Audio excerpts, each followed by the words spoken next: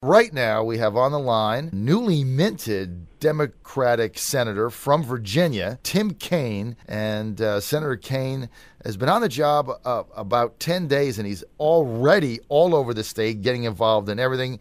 Senator, great to have you with us. Hey, John, it's great to be with you. I guess this is the first time we've talked since I've taken the oath. You were on the day you were taking the oath. I think I was on maybe 2 hours before I swore in. Right, so we still had to call you Senator-elect. Now we can call you Senator Tim Kaine. Now, I tell you what really knocked my socks off, and I'm a tough guy to impress, but you're on the job a week, and you already started by doing a listening tour in Virginia. Tell our audience about how that came to be, and since you've been on it, what you've been able to learn. Yeah, John, absolutely. When I was governor, the first thing I did, I think I swore in on a Saturday after I gave the State of the Union speech Monday night. I made a trip to Southside, Virginia, Martinsville and Danville on the Friday. You know, I'd been in office 6 days. And I chose Southside because, frankly, that was the place where we were having the toughest economic conditions at the time. And I went down and I met with leaders in Danville and Martinsville about the economy and workforce issues. So I decided, you know what, that was good karma. We ended up doing some good work in Southside, especially on the economic development front during my time as governor. So I went back to Martinsville and Danville on Monday, this past Monday, also to focus on the economy. I went to a couple of businesses whose locations in Southside we announced when I was governor. You know, we did the announcement, we did the ribbon cutting, but I never got to see how big they'd grown, and I went back to see what they're doing, and I met with local officials to talk about economic needs. And look, there are needs in every part of the state, but the regions are somewhat different, and Southside has been a traditional manufacturing economy that, you know, tobacco is in decline, and textile and furniture have moved more offshore. But if anybody who tells you American manufacturing is dead, I got some really cool plants to show you. Manufacturing is very much alive. It's different than it used to be. It's more highly mechanized, and in many instances, the capital investment is huge and the number of jobs is a little bit smaller. But Southside is doing some interesting things, and I wanted to go back and thank them, see how they're doing, and then figure out what I could do to be a good senator. So what was the one thing that you got out of that in your listening tour that you took back, you said, wow, that's fabulous insight for me? Well, you know, a couple of things, actually. So first, the manufacturing of today is much more highly mechanized, and so it requires some different skill sets. You know, I was reading an article recently, and an out-of-work manufacturing employee said, I know how to work the machine, but they want somebody who knows how to program the machine to work. We've got to teach different skills for the manufacturing opportunities of tomorrow, but that was really echoed in Southside.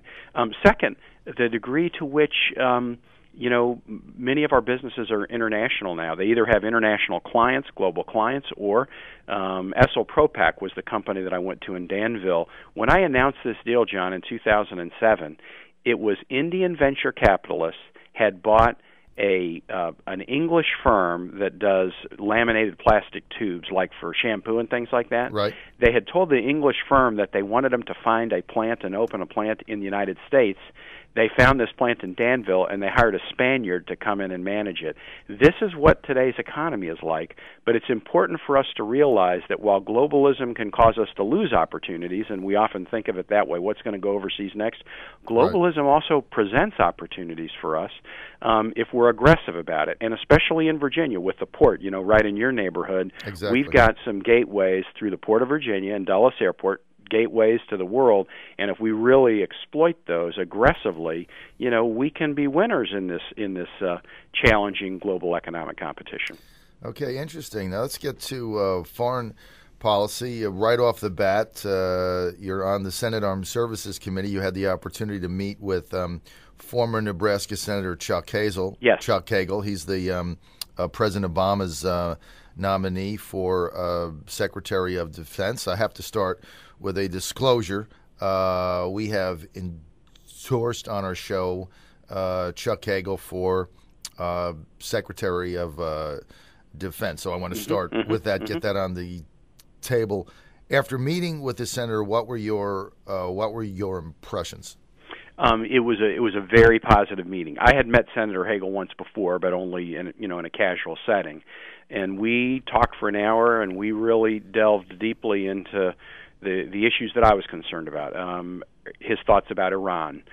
We spent a lot of time talking about Iran. We spent a lot of time talking about the task that a DoD secretary will have. We're in a resource-constrained environment. There's a dramatic request by the American public, and I think a necessary one, that we figure out how to control spending. And that means that we've got to look at the defense budget, but we can't do it in a way that jeopardizes national security. So, I talked to him a lot about the organizational challenge. How do you go into that institution with a mandate to help as we deal with spending, but balance it in a way where we're not hurting our national security? And obviously that's so very, very important to Virginia for a lot of reasons. So we talked a lot about that. We talked about Afghanistan through 2014 and then post-2014, a whole series of other issues, and it was a very, very productive and positive meeting. Common Sense News Time coming up on 7:52 here on the John Fredericks Show. Steve Ray, the editorial director, along with John this morning, and we're speaking with Senator Tim Kaine, the Democrat here from Virginia. So in speaking to Senator Hagel, Senator Kaine, are you convinced that he's the man that can help pull us through whatever sequestration might bring us, base realignment, and still keep us ready, which is kind of the turf protection that current Secretary of Defense Leon Panetta was most worried about? I was very impressed with him in that meeting, in the sense that I think he is able to tackle those challenges well. Because I'm on the committee, I'm going to go to the entire hearing, and I'm going to listen to the entire thing, and I'm going to ask some questions, and I want to do that before I cast my vote. I think that's what being a good committee member is, yes, to fully participate.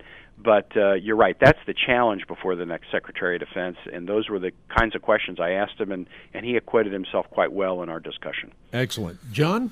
Senator, let's get to some domestic issues. You had an op-ed on January 14th in the Washington Post concerning your thoughts on restricting certain assault weapons and what we needed to do with gun legislation. The president and the vice president came out with their plan on Wednesday. Sum that up for us. Well, I think the piece I wrote in the Post, the point I was trying to make was this. These tragedies are horrific, but the good news is there are steps we can take that will reduce gun violence. I made the point, John, and I think it's an important one, that some of the steps we need to take don't involve guns. So to those who say, well, it's all about gun limitations, actually, you're wrong. We learned in the aftermath of Virginia Tech that mental health improvements, mental health funding, mental health standards are absolutely critical to this. We learned in the aftermath of Virginia Tech that improvements to school and campus security, absolutely critical. And when I was mayor of Richmond, we learned that enhanced criminal penalties for folks who use guns the wrong way are also an ingredient in helping drop gun violence. So the right strategy is just not to focus on guns.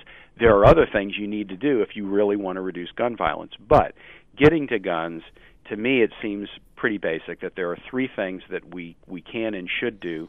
First, have a comprehensive background records check system. You and your listeners know it is already against the law for someone to own a gun if they're a felon, if they are under a protective order because of a crime of domestic violence, right, or if they've been adjudicated mentally ill and dangerous. Yes. It is against the law.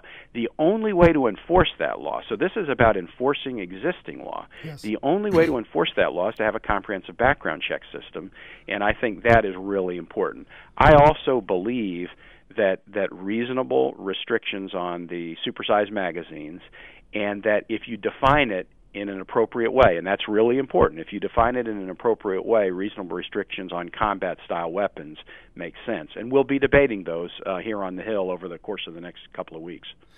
Don't you think that when you get into restricting certain firearms, ammunition, magazines, that you cloud the argument, which is the first one that you mentioned, that we have to enforce the law? I mean, there's a lot of us, Senator, that get very wary when the government wants to step in and restrict something. Doesn't really matter what it is. It's just they want to restrict something.